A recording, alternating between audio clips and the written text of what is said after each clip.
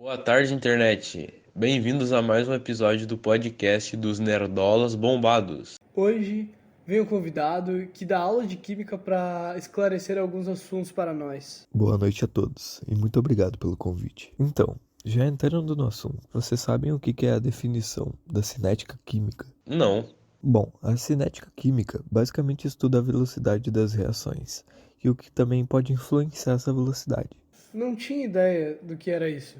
Pois é, e os fatores que alteram essa velocidade são alguns. Por exemplo, a superfície de contato, a temperatura também altera. Outra coisa que altera é a concentração dos reagentes e também o uso de catalisadores. Fala mais sobre esses fatores e dá alguns exemplos aí, Pazão. Bom, a temperatura, por exemplo, para desacelerar a reação de decomposição de alimentos, a gente costuma colocar eles na geladeira. Assim a gente diminui a temperatura deles. Porém, se a gente quiser acelerar o processo de cozimento, a gente pode colocar eles numa panela de pressão, que ocasiona uma temperatura mais alta que o ponto de ebulição da água. Então, quanto maior a temperatura, mais rápido vai ser a reação.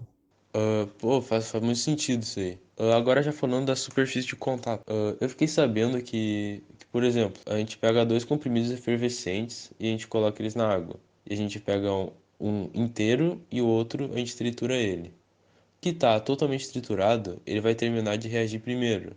E isso acontece porque a superfície de contato com a água é maior. E um dos fatores que para a ocorrência de uma reação é que as moléculas dos reagentes devem colidir de modo efetivo. Quanto maior a superfície de contato, maior o número de moléculas que irão colidir, aumentando também a probabilidade de ocorrerem choques efetivos. E por fim, o aumento da velocidade da reação. É isso aí mesmo? Sim, corretíssimo. Então, quanto maior a superfície de contato, maior vai ser a velocidade das reações. Já a concentração dos reagentes, por exemplo, o ar, tá? Ele é formado por aproximadamente 20% de oxigênio.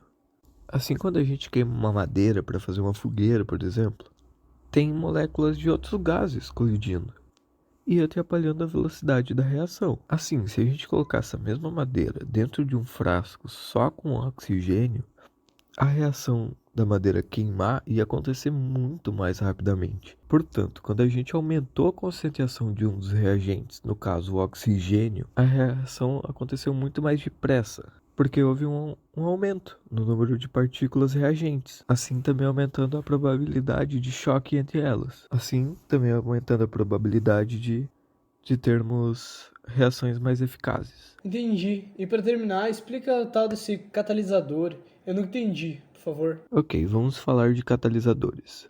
Bom, os catalisadores são substâncias que são capazes de acelerar a velocidade das reações químicas, sem serem consumidos. Bom, ou seja, eles são totalmente regenerados no final do processo. Tá bom, eu vou dar um exemplo. Bom, um pirulito deixado exposto no ar irá demorar muito tempo para reagir.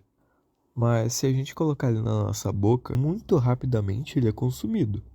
No caso, isso acontece porque existem enzimas no nosso organismo que atuam como catalisadores, agindo no caso sobre o açúcar do pirulito, assim criando algumas estruturas que reagem muito mais facilmente com o oxigênio. Bem, acho que tu explicou tudo. E por hoje é isso. Até um próximo episódio do podcast Nerdolas Bombados.